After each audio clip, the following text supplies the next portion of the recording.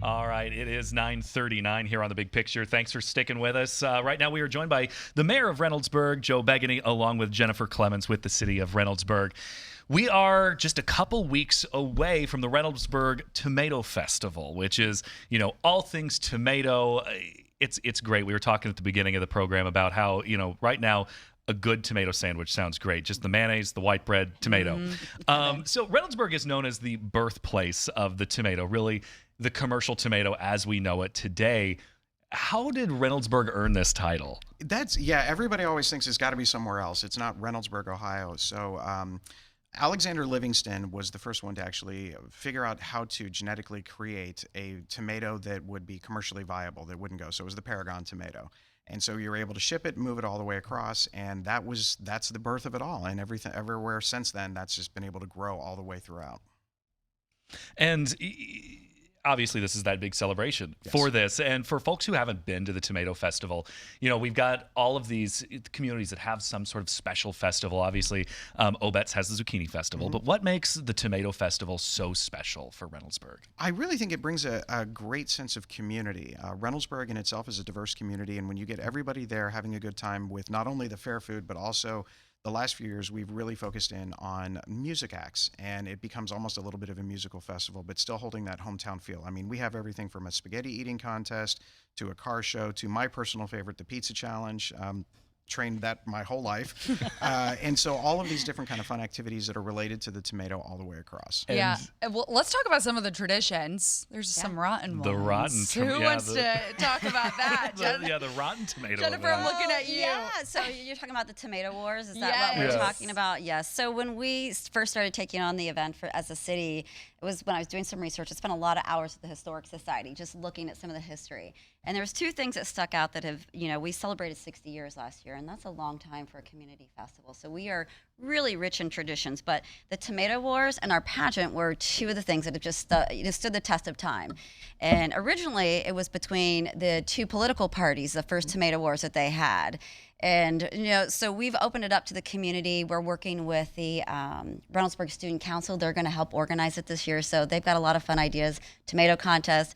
They love cutting up. We cut up rotten tomatoes for quite a few days to throw at each other. And this year we're excited. The Ohio National Guard is giving us $500 for a winner. So it's going to be, we're hoping to see a lot of people come out and enter this year. Now, I hate to ask this, but does it start to smell when you guys are cutting these rotten tomatoes? That seems messy. Well, we like to put them out in the sun and cook them for a couple days. I mean, they're not tomatoes that you can go and buy in the store anyway. So it's produce. It's the seconds, and you can't sell them. But once we cut them up, we're smushing them up. So it's fun.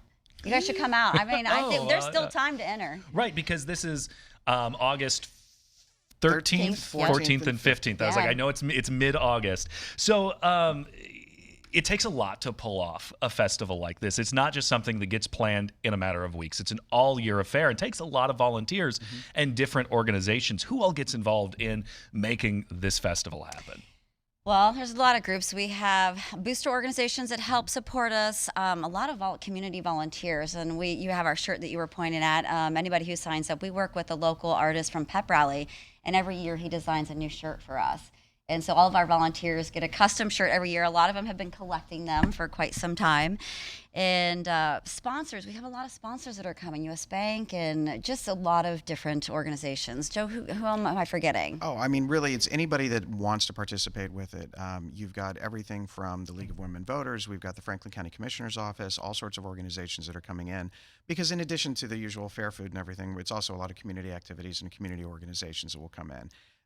We always kind of joke about trying to make this hometown feel for us festival. It's going to draw about 40,000 people over 3 days. And it doesn't feel like it's that big outside of the music parts, but there's just always something going on. Our boosters do the fried green tomatoes, which for our musical band boosters, those are everybody's favorite. That's probably the longest line every single time in the festival. Yeah. So talk to us again about the economic impact. I mean, you said 40,000 people are expected to be in Reynoldsburg. That's a lot of people. It is. I think the economic impact is one of those things where obviously a lot of our local businesses around there benefit from it.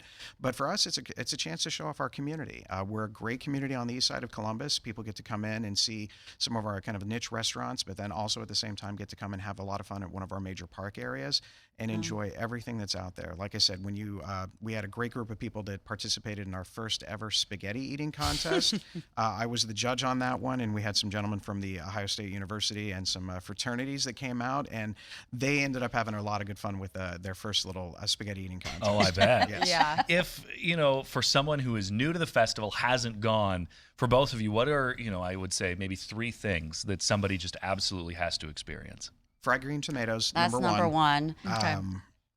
I'm trying to get some unique things. I think even just participating in any one of the activities. We started something last year, especially with the kids, called the Tomato Smash. And literally they are big barrels full of tomatoes, and their goal is to smash with their feet as much as possible. And whichever one wins by getting the most tomato juice through this little system, they actually become the winner. And I the love that. Kids, there's tomato everywhere. Yeah. And just to see it, that's the best part There of is it. a splash zone. And the splash. But I think for me, the last one is obviously my personal favorite. It's the pizza challenge.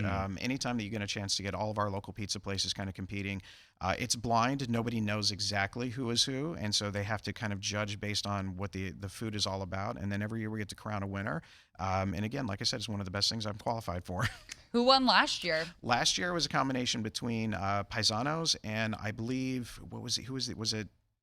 Now I'm drawing a I'm drawing a blank. It's okay. But yeah, Paisanos was the first one to do it, and I believe the next one was actually it wasn't Vic's Pizza. They did not participate.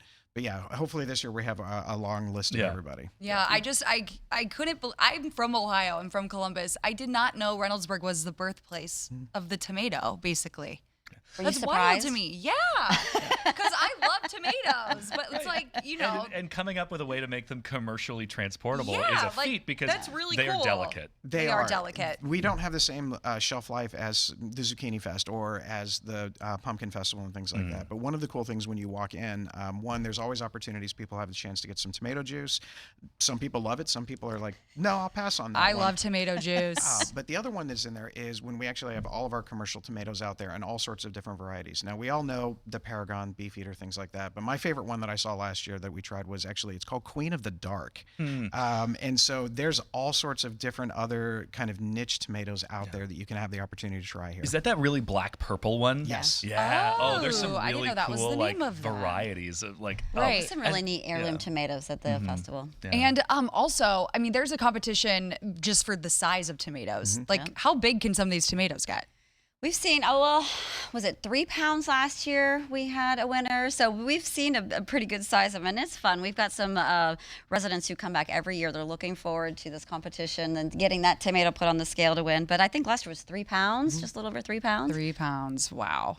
Let's see if they can top it this year. Yeah. Cool. Well, hey, thank you guys so much for coming on. I hope the weather cooperates. It should. It should. It should. Right. Okay. Yeah, it's mid-August. What could go wrong? You're right. What could go wrong? Well, thank you two for coming in. Enjoy your weekend. Thank Thank you. you. We're gonna take